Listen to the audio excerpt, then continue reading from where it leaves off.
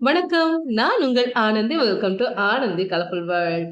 குட்டி குட்டி badhusha ரொம்ப சுவையாவும் மிருதுவாவும் எப்படி செய்யலாம்னு பார்க்கலாமா? ஒரு பவுல்ல 2 டேபிள் ஸ்பூன் கெட்டியான தயிர் எடுத்துக்கிட்டு கூடவே 1/4 teaspoon baking soda, 1/2 teaspoon baking powder சேர்த்து நல்லா கலந்து விட்டுட்டேன். மாவு ஜலிக்கிறது ஜல்லடிய மேல வச்சுட்டு 1 கப் மைதா மாவு, உப்பு 1/4 டீஸ்பூன் சேர்த்து நல்லா ஜலிச்சு எடுத்துக்கிட்டேன். ஒரு தடவை நல்லா கலந்துட்டு 2 டேபிள் ஸ்பூன் நெய் சேர்த்துருக்கிறேன். லேசா இந்த மாதிரி பிசைஞ்சிட்டு கொஞ்சம் கொஞ்சமா தண்ணி சேர்த்து பூரி மாவு பதத்துக்கு கெட்டியா பிசைஞ்சு எடுத்துக்கிட்டேன்.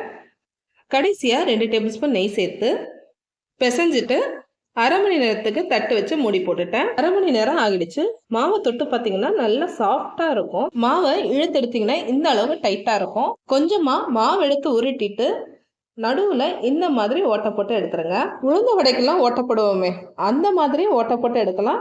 இல்லைன்னா இந்த மாதிரியும் லேசா ப்ரெஸ் பண்ணி எடுத்து வச்சுக்கலாம். சுகர் சிரப் ரெடி பண்றதுக்கு ஒரு பேன்ல 3/4 கப் சீனி எடுத்துருக்கிறேன். எந்த அளவுக்கு நம்ம சீனி எடுத்திருக்கோமோ அதே அளவுக்கு தண்ணி சேர்த்து 5 நிமிஷத்துக்கு கொதிக்க வச்சிடலாம். 1 டீஸ்பூன் லெமன் ஜூஸ் சேர்த்து அடுப்பை அணைச்சிட்டேன். கடாயில் ரிஃபைண்ட் ஆயில் சேர்த்து எண்ணெய் நல்லா சூடானதும் உருட்டி வச்சிருந்த மாவை ஒன்றா சேர்த்து மிதமான தீயில வச்சு பொரிச்சு எடுத்துடலாம். இந்த அளவுக்கு நல்லா பொன்னிறமாக வந்ததும் எடுத்துடலாம். ஏற்கனவே ரெடி பண்ணி வச்சிருந்த ஜீராவை இதுக்கு மேலே ஊற்றிடுறேன். ஒரு பாதுஷாவை எடுத்து பிட்டு காமிக்கிறேன். எந்த அளவுக்கு மிருதுவாகவும் ஜூஸியாகவும் இருக்கு பாருங்களேன். வர தீபாவளிக்கு எல்லாருமே பலகாரம் செஞ்சுட்டு இருப்பீங்க.